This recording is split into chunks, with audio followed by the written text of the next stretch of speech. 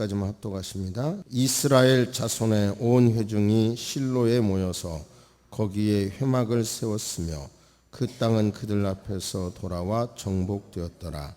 그러나 이스라엘 자손 중에 그 기업의 분배를 받지 못할 자가 아직도 7지파라. 여호수아가 이스라엘 자손에게 이르되 너희가 너희 조상의 하나님 여호와께서 너희에게 주신 땅을 점령하러 가기를 어느 때까지 지체하겠느냐. 너희는 각 지파에 3사람씩 선정하라. 내가 그들을 보내리니 그들은 일어나서 그 땅에 두루다니며 그들의 기업에 따라 그 땅을 그려가지고 내게로 돌아올 것이라.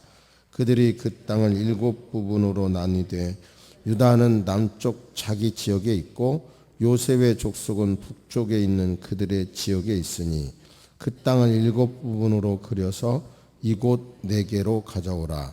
그러면 내가 여기서 너희를 위하여 우리 하나님 여호와 앞에서 제비를 뽑으리라. 아멘. 하나님께서는 우리 그리스도인이 세상에서 빛과 소금의 역할을 감당하기를 원하십니다.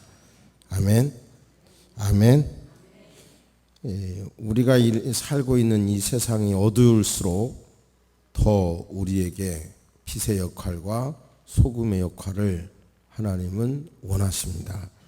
역사적으로 1930년대에 나라가 극히 어려울 때에 우리 그리스도인이 초기 우리 그리스도인들이 앞장서서 빛의 역할, 소금의 역할을 잘 감당함으로 우리나라가 개화도 잘 됐고 또 교회도 힘을 얻었습니다.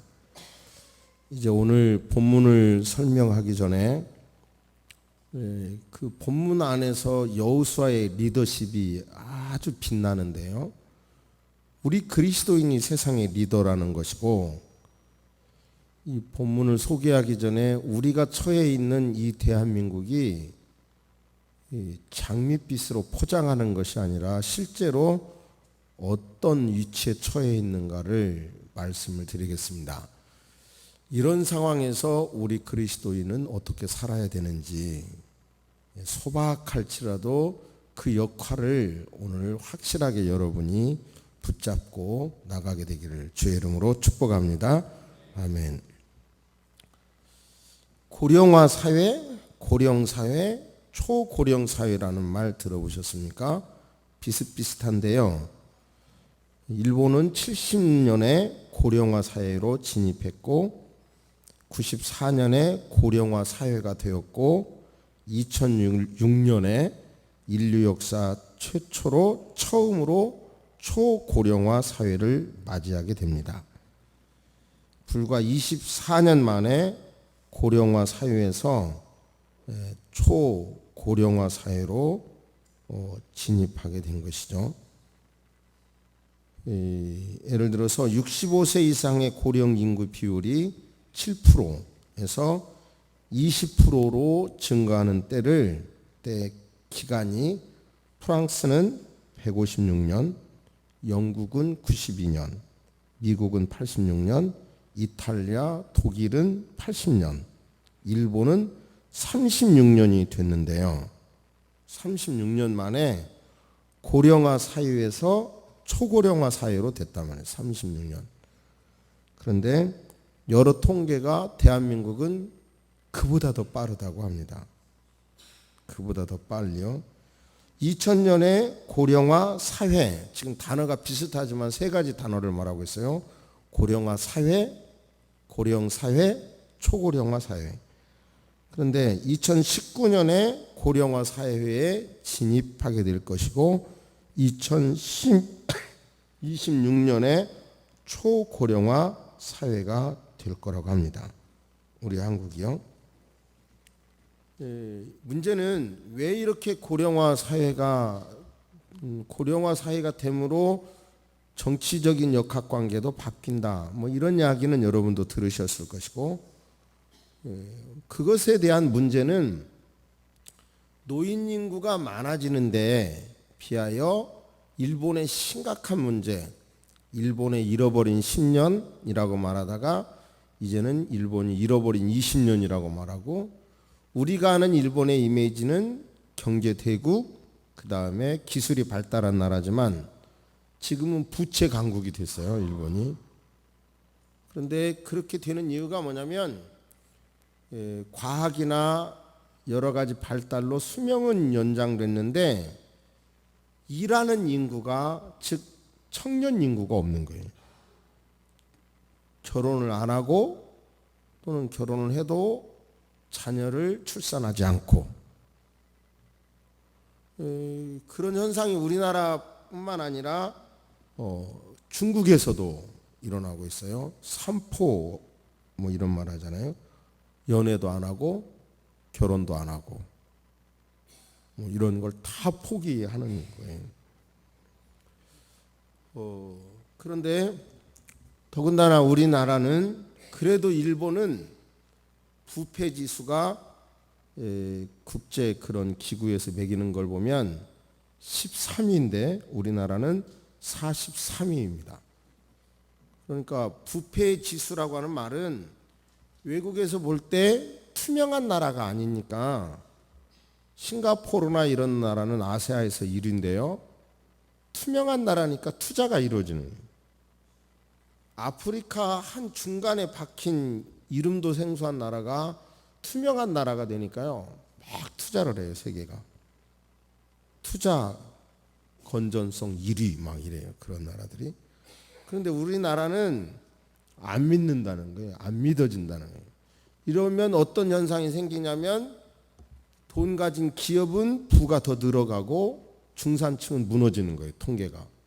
부패가 믿을 만한 사회가 아니라고 할 때 무슨 현상이 벌어지냐면, 바로 중산층이 무너지고 돈 있는 사람은 더 많아지고 없는 사람은 없어지는 사회로 양극으로 치달아져 버리게 됩니다. 우리나라도 이제 급격하게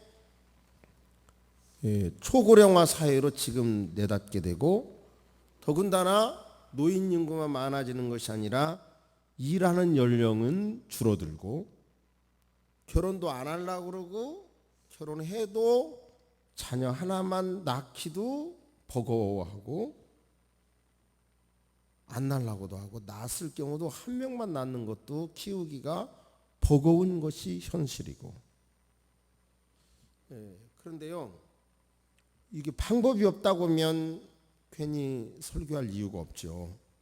그런데 이런 똑같은 어려움 속에서도 독일은 해결을 했어요. 일본 사람들이 우리 한국을 부러워하는 이유는, 그래도 일본의 모습을 보고 반면교사 삼아서 한국은 뭔가 해결할 가능성이 있다, 그래서 부럽다는 거예요. 그런데 문제는 아차 하는 순간 2026년이 다가오잖아요. 그러면 정말로 인구 피라밋이 절벽이 되어버리는 거예요. 고령 인구는 늘고 또 청년 인구는 줄고 아이는 출산하지 않으면, 이것이 그냥 우리가 시골, 제가 저희 그 아이들을 외국 보내기 전에 마음 먹고 제가 자란 초등학교도 가보고 그랬어요.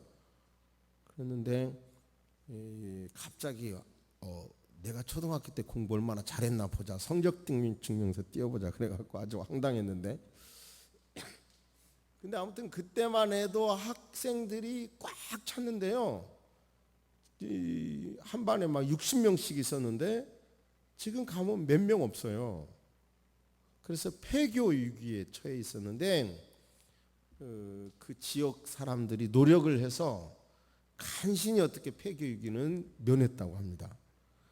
그런데 문제는 이것이 시골만 그런 줄 알았어요. 근데 이 서울에서도 한 반에 있는 학생들이 대폭 줄었고요, 일부 지역에서는 학교를 통폐합하는 움직임이 있다는 뉴스까지 찾아봤습니다. 심각한 거죠. 독일은 이런 문제를 해결했다고 그러는데, 이 본문 안에서 우리 그리스도인들은 독일 같은 방향으로 기도해야 될 것이고요, 이 나라를 위해서 정말 빛과 소금의 역할을 감당한다면 이 본문에 있는 여호수아와 같은 모습을 저와 여러분이 이 민족을 위해서 감당할 때가 됐습니다. 이 하나님의 음성을 듣게 되기를 주의 이름으로 축복합니다. 아멘.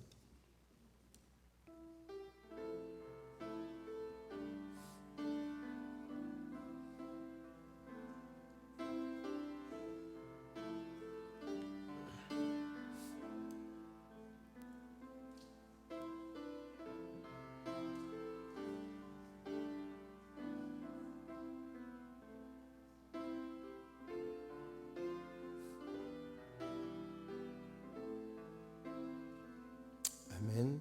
요단 동편에 르벤, 갓 그리고 므낫세 지파의 2분의 1이 땅을 받았죠. 그리고 요단강 서편에 와서 갈렙이 속한 유다 지파가 땅을 받았고, 요셉의 후손인 므낫세 지파의 절반과 에브라임 지파가 땅을 받았습니다.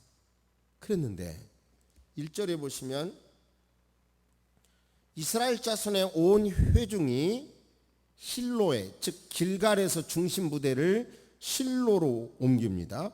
실로에 모여서 거기에 회막을 세웠으며 그 땅은 그들 앞에 돌아와 정복됩니다.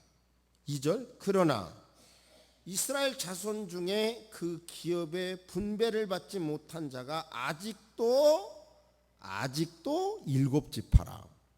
저를 보세요.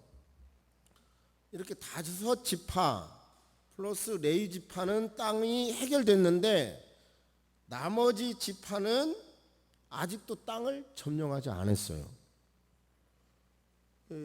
점령하지 않은 것에 대해서 이제 여호수아의 책망을 들어보면 알아요.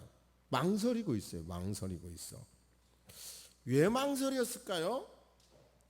저 북쪽으로 남쪽으로는 그 땅이 이미 결정이 돼 있단 말이에요. 북쪽과 남쪽은. 그러면 이제 그 중간 땅을 분배를 해야 되는데 망설여.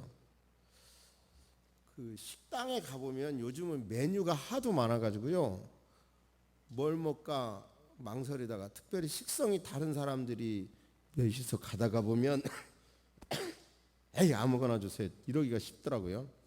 에이 아무거나 주세요. 그런데 이제 매운 것 주면 왜 매운 것 줬냐고 짜증내고, 그러니까 어느 식당 사장님은 아무거라는 매너를 아예 만들었대요. 아무거나. 그러니까 아무거나 달라고 하면 그거 갖다 주는 거예요. 왜 이거 갖고 왔냐 그러면 당신이 아무거나 달라고 했잖아요. 그랬다 그래요.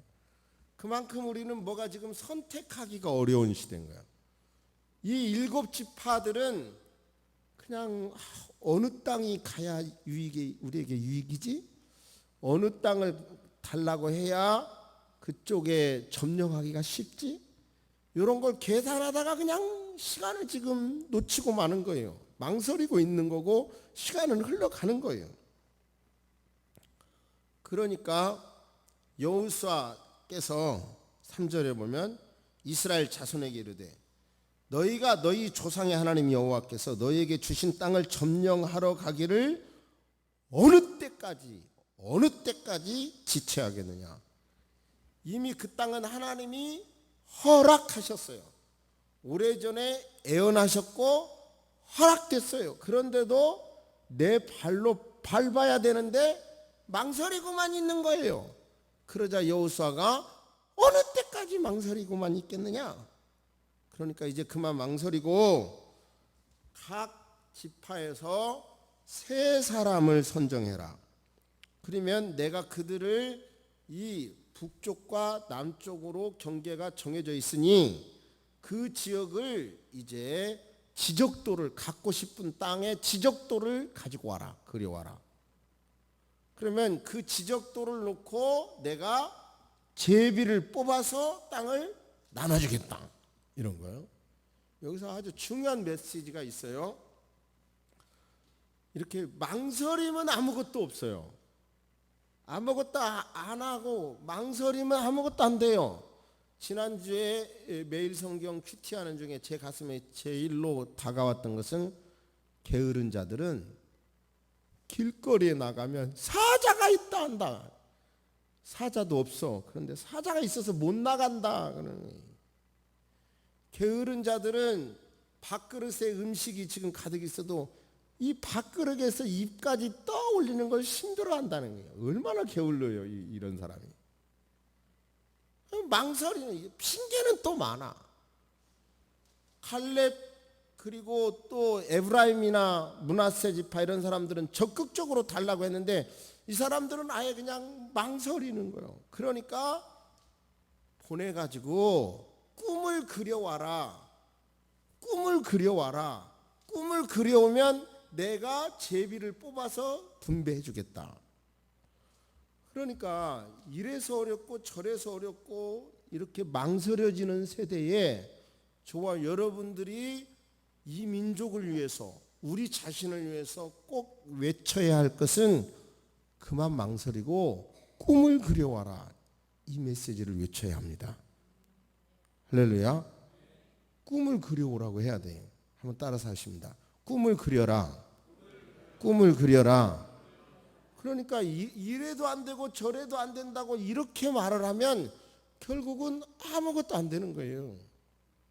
그러니까 꿈을 그려오니까 이제 상황이 조금 달라져요. 시므온 지파 같은 경우는 꿈을 그려왔는데도 우리가 남조 유다와 북조 이스라엘로 나라가 분리될 때 남조 유다만이 나라를 만들었다고 그러지만 정확히 말하면요, 시므온 지파는 유다 지파 속에 흡수돼 버렸어요. 땅이 유야무야 막 이렇게 복잡해요. 그러니까 쉽게만 나가려고 하다가는 차지할 것도 없는 거고요. 단지파 같은 경우는 좁은 땅을 차지했지만 다시 전쟁을 통해서 더 넓은 땅을 배분받고요. 그 다음에 19장의 49절에 보시면, 이건 지난번에 봤던 말씀인데 다시 말씀드립니다. 이스라엘 자손이 그들의 경계를 따라서 기업의 땅 나누기를 마치고 자기들 중에서 눈의 아들 여호수아에게 기업을 주었으니 곧 여호와의 명령대로 여호수아가 요구한 성읍 에브라임 산지 딥낫 세레를 주매 여호수아가 그 성읍을 건설하고 거기 거주하였더라. 저를 보십니다. 그러니까 여호수아는 자기 지파 안에서 성도 없는 딥낫 세라라고 하는 박토, 별로 안 좋은 땅을 배분받았어요. 정말 탁월한 지도자죠. 우리나라 안에서도 이런 지도자가 참 보였으면 좋겠어요. 그래야 투명한 나라가 되지 않겠어요? 근데 아무튼 이렇게 해서 땅을 배분을 끝냈는데 그 위기 상황에서 7지파가 그냥 망설이고 있을 때 여호수아가 정확하게 3사람을 뽑아서 보내라. 내가 그들을 보내서 땅을 그려오게 하겠다. 그러면 그려온 땅을 내가 제비 뽑아 주겠다 한 것이죠. 지금 우리 시대에 여러 가지 이유로 망설이는 시대에, 여러 가지 이유로 어려운 시대에 저와 여러분들은 그리스도인으로서 그럼에도 불구하고 꿈을 가져야 되고, 그럼에도 불구하고 하나님의 영광을 위하여 내가 무엇을 위하여 살 것인가 꿈을 가져야 된다고, 우리 스스로에게 뿐만 아니라 주변의 사람들에게도 말을 해야 되는 것입니다. 할렐루야. 할렐루야. 여러분, 제가 카이스트 김대식 교수라고 하는 분한테 놀라운 그분의 주장을 들었어요. 그게 뭐냐면요, 자기 자신도 컴퓨터가 영화를 보고 이건 희극입니다, 이건 액션입니다, 이건 에로물입니다, 이렇게 해석해낼 줄은 자기 생전에는 그런 일은 없을 거라고 생각했다는 거예요. 그런데 그 교수 말이 2014년에 구글에서 인식 가능한 컴퓨터를 만들었대요. 나는 그 방면의 전공자가 아니라 모르는데 이 방면에 그 높은 지명도가 있는 이 교수가 그렇게 얘기하는 걸 들었어요. 이미 컴퓨터가 인식한다는 거예요. 그러면서 다음 말이 무서운 말이에요. 이제는 그 컴퓨터가 이제 조금만 더 발전하면 지금 현재 직업의 47%가 없어진대요. 이런 예견이 여러분이요, 막연한 얘기가 아니라 어느 날 급속도로 피부에 와닿아버리는 거 우리 이제 느끼고 있잖아요. 그렇잖아요? 그렇게 오고 있다는 거예요. 그렇다면 지금 어차피 세상은, 그러면서 이 교수는 지금 초등학생들이 영어 잘하고 국어 잘하고 수학 잘하는 거 얘네들이 취직할 때쯤 되면 아무 쓸데 없을 것이라고 확신합니다. 왜냐하면 다 그런 것은 전부 다 뭐가 잘해요? 컴퓨터가 잘한다는 거예요. 그런 세상이 온다는 거예요. 저는 무섭더라고요. 그러니까 저와 여러분들은 노력하면 돼요. 어차피 세상은 이렇게 변할 것이라고 하면 제가 말씀드리는 것은 막혀 보이는 것 같지만 막혀 보일수록 뭔가 노력하는 사람에게는 하나님께서 오히려 더 많은 기회가 열리도록 되어 있다고 저는 믿습니다. 제발 믿으시기를 바랍니다. 할렐루야, 할렐루야. 어떻게 될지 모르니까 뭐 취직해봐야 버는 것이 기껏 얼마 되지 않으니까 나 취직 안 할래. 그러면서 일본 안에서도 많은 젊은 사람들이 간단한 아르바이트만 하고요, 작게 쓰고 조금 쓰고, 그래서 한 달 벌어서 서너 달 놀고, 그리고 참 기가 막히더라고요. 이 기숙사처럼 조그마한 방 안에서 여러 사람들이 살고 있고요. 뭐 이런 것이 일본에 많이 있더라고요. 어떻게 될지 모르는 세상이라는 생각이 두렵게 들어요. 두렵게. 이제 독일 같은 경우는 이제 저는 전공자는 아니지만 우리 모두 그리스도인으로서 이제 이런 고령화 인구, 일하는 인구가 작고 그러므로 삶이 힘든다는 소리를 여러분 주변에서 많이 들을 수밖에 없어요, 앞으로. 그런 때 우리는 다 좌절하자 그럴 것이 아니라, 그럼에도 우리는 꿈을 가져야 된다, 노력해야 된다, 그런 말을 하시기를 바랍니다. 왜냐, 어차피 세상은 변화될 거이기 때문에 변화되는 세상에서는 또 다른 가능성이 열릴 수밖에 없는 거잖아요. 할렐루야. 그러면 똑같이 초고령 사회에 진입하면서 독일은 어디에 투자를 했냐면요, 일본은 대기업에 투자를 하니까 결국은 부익부 빈익빈이 더 커졌고요. 그리고 이 중국 같은 경우도요. 그러면 이제는 정규직도 줄이고요. 오히려 그런 때는요. 그런데 독일 같은 경우는 놀랍더라고요. 사람에 투자했더라고요. 사람 낳도록 만들고, 그리고 나서 기르기 편하도록 만들고, 낳으면 여러 가지로 보조해주고. 독일과 일본이 정책이 완전히 달라졌더라고요. 그런데 독일과 일본의 결과는 뭐냐면, 일본 사람들처럼 그렇게 정책을 대비하면 우리나라는 일본처럼 망하는 거예요, 이제.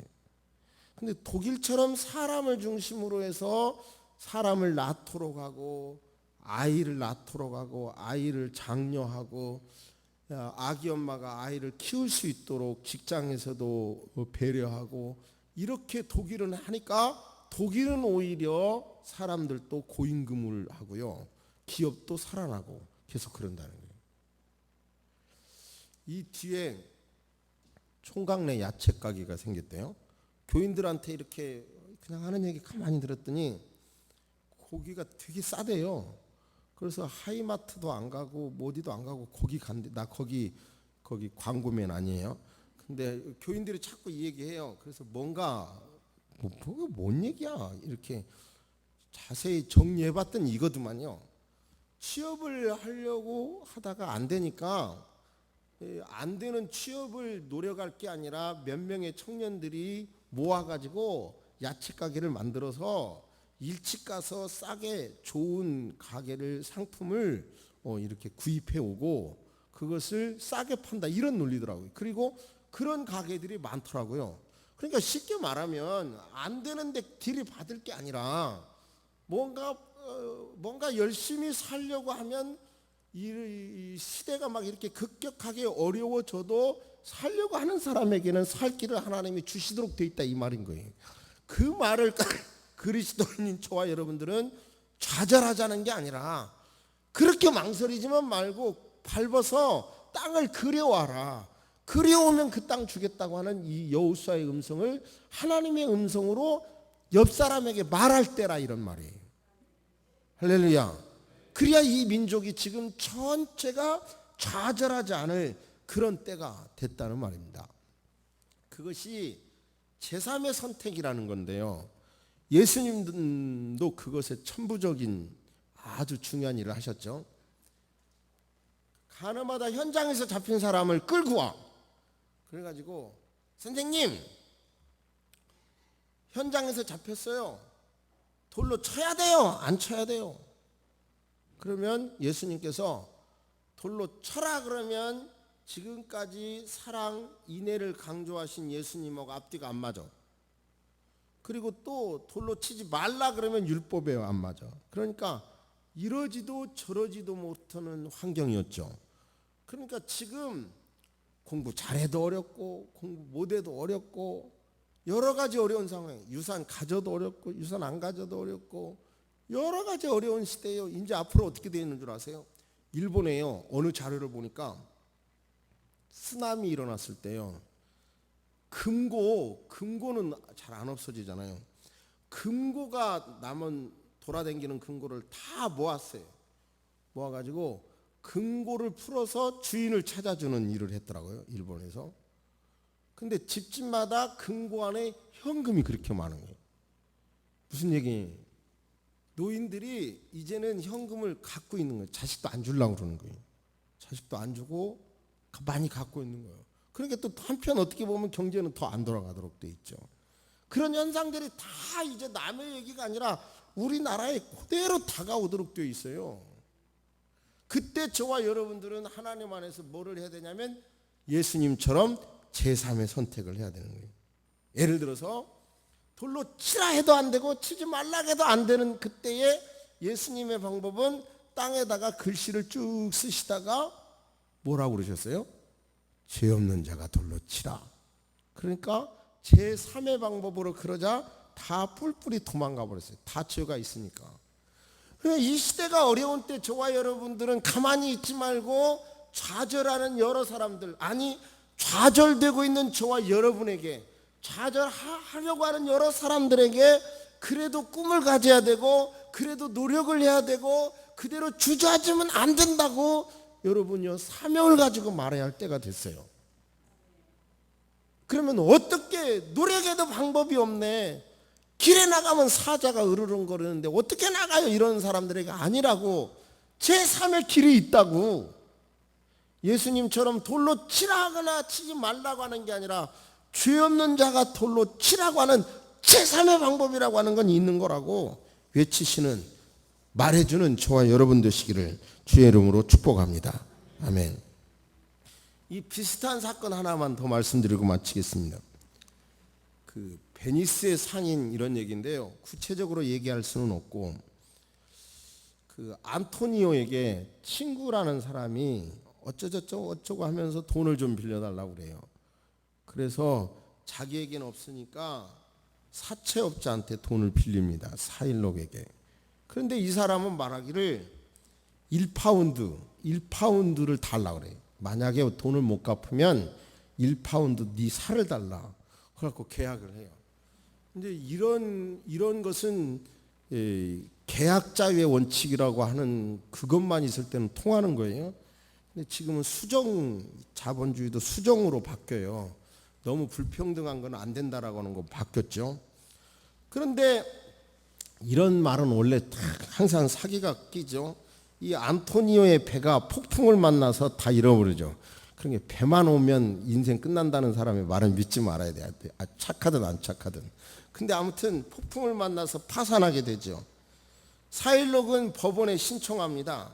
자기가 얄미운 크리스찬 안토니오를 1파운드 살을 달라고 신청을 해요. 그러자 이제 돈은 몇 배로 갚겠다고 해도 아닙니다. 나는 저 사람 살이 1파운드, 이건 죽이겠다는 거죠. 1파운드를 나는 그게 필요합니다. 근데 또 어떻게 해가지고 그 판사로 위장하고 들어가가지고 그래 그렇게 원한다면 1파운드 살을 가져라. 그런데 단 한 가지 조건이 있다.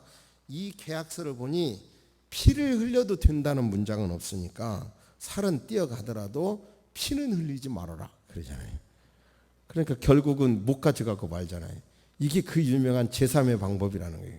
제가 말은 정말 여호수아처럼 이렇게 망설이고 있는 시대, 꿈을 못 갖는 시대, 이런 시대에 하나님의 뜻이라면 해보겠습니다라고 그러면 환경이 여기가 막히고 여기가 막혀도 기도하는 사람에게는 제3의 길이 보이도록 돼 있다 이런 말이에요.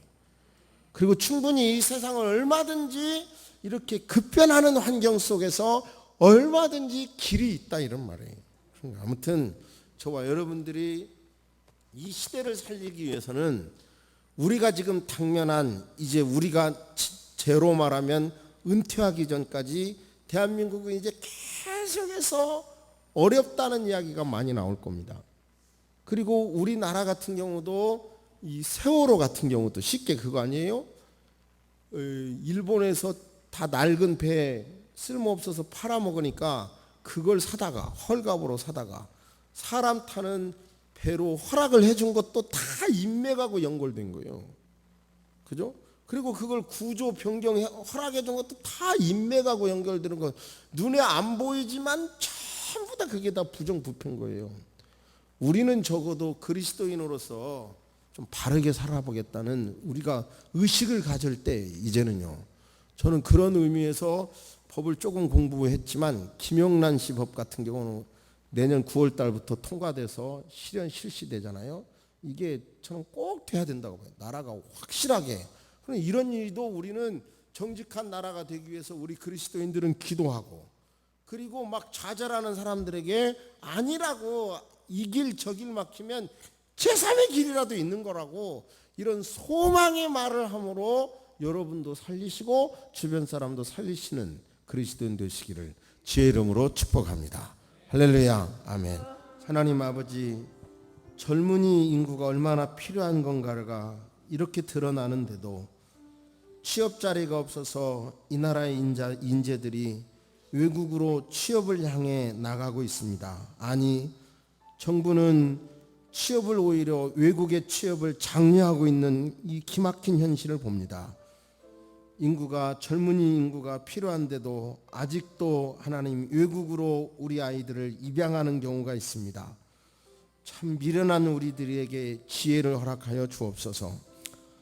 아버지 하나님, 우리가 살고 있는 이 시대에 우리가 아무리 긍정적으로 살려고 해도 절박한 현실들이 다가오고 있습니다. 현재 어려움이 아무리 크고 앞으로 우리가 여러 통계를 놓고 볼 때 정말 어려움이 우리 눈앞에 다가오고 있는데 아무리 어렵다 하더라도 앞과 뒤가 막히면 제3의 길이 있다는 것을 우리가 그리스도인으로서 리더로서 이 세상의 빛과 소금의 역할을 감당하는 리더로서 그렇게 말하고 생각하는 우리가 되게 하여 주옵소서. 살아가신 하나님 아버지, 좌절이 문화가 되지 말게 도와주시고 포기가 문화가 되지 말게 도와주시고 하나님 아버지여, 서울역이나 종로통에서 수많은 아버지 노숙자들을 봅니다. 주여, 우리나라에도 지금 이런 환경이 벌어져 버렸사온데 주여, 정치하는 분들에게도 바른 방향을 선택할 수 있도록 하나님 은혜를 주옵소서. 우리 또한 그리스도인으로서 이 세상에서 여호수아처럼 그래도 꿈을 가져야 된다고, 더 이상 망설이지 말고 꿈을 그려와야 된다고 말하는 메신저들이 다 되게 하여 주옵소서. 그렇게 말하면서 우리가 지도자가 되고 세상의 빛과 소금의 역할을 감당하게 될 줄로 믿습니다. 이 나라의 모든 것을 지켜주시고 우리에게 주신 풍요를 가지고 겸손하게 살게 하시고 건강하게 살게 하시고 타락하는 문화를 만들지 않도록 하나님 도와주옵소서. 우리 새소망교회 강단을 통해서 이 민족에게 바른 의식을 허락하여 주실 줄로 믿습니다. 지금은 우리 주 예수 그리스도의 은혜와 우리 하나님의 놀라우신 사랑과 성령님의 감화감동 교통하심이 이제로부터 영원토록 함께 있을지어다. 아멘.